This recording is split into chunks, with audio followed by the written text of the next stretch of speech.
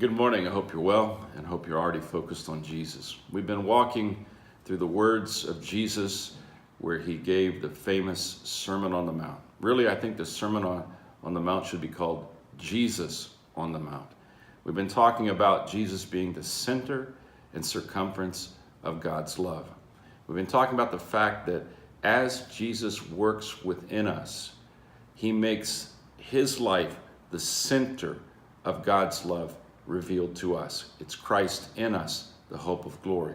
We've been looking at Jesus's words in the inner working of our lives that are revealed in what are called the Beatitudes. We've seen that when poverty of spirit mixes with redeemed and transformed mourning or tears, it turns into meekness.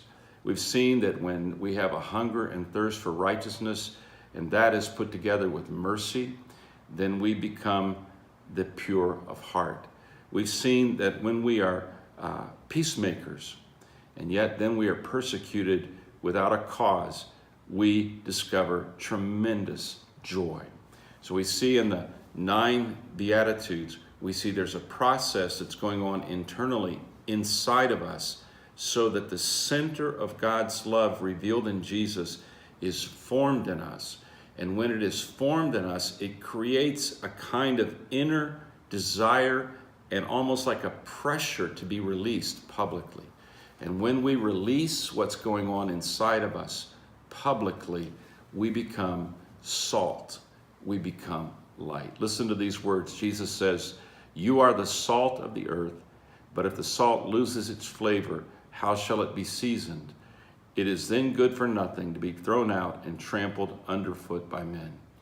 E. Stanley Jones, that has influenced me tremendously when it comes to understanding the Sermon on the Mount or Jesus on the Mount, says this statement about Jesus talking to this group of people. He said it's amazing, it's incredible that Jesus would look at this simple group, mostly ex-fishermen, and say to them, that they would preserve what is good in the world. They would be the salt of the earth.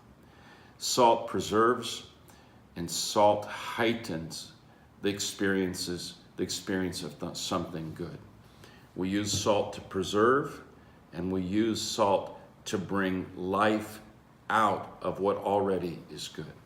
E. Stanley Jones was a missionary in India for 55 years, and he lived there as a minority. There was only to this day, there's only about 3% of the population that is in India that would call themselves Christians.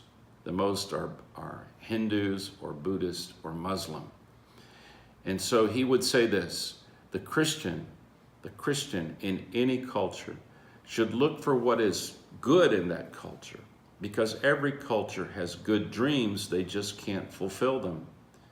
Every culture has good ideas, but they can't seem to bring them to fruition.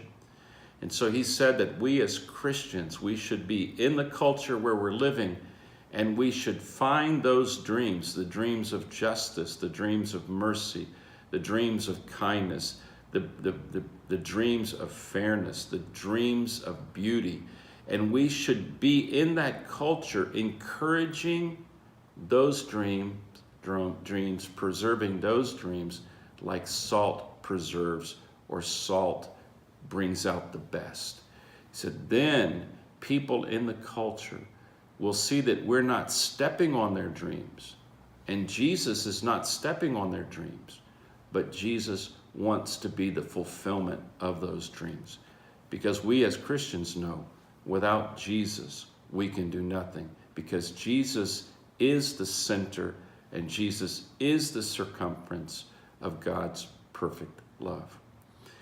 Wherever you live, whatever country, I live here in Brazil, maybe you're living in the United States or in Great Britain, or you're living in some other part of the world, you should be someone in the culture that gives flavor to the things in that culture that are good.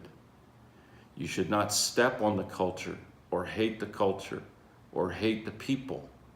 You should be someone who comes and says, let me show you how your best dreams as a people can be fulfilled.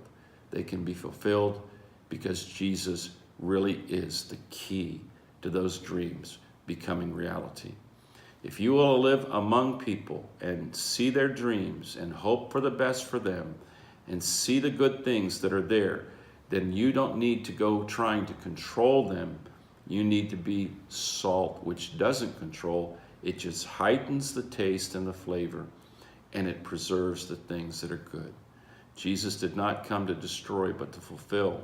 And we need to be in a culture wherever we're at, and we need to try and see what's in the heart of people that is good. And then we need to come alongside them and be salt.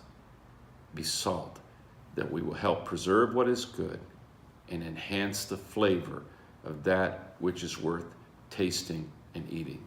God bless you. Live this miracle of being salt of the earth.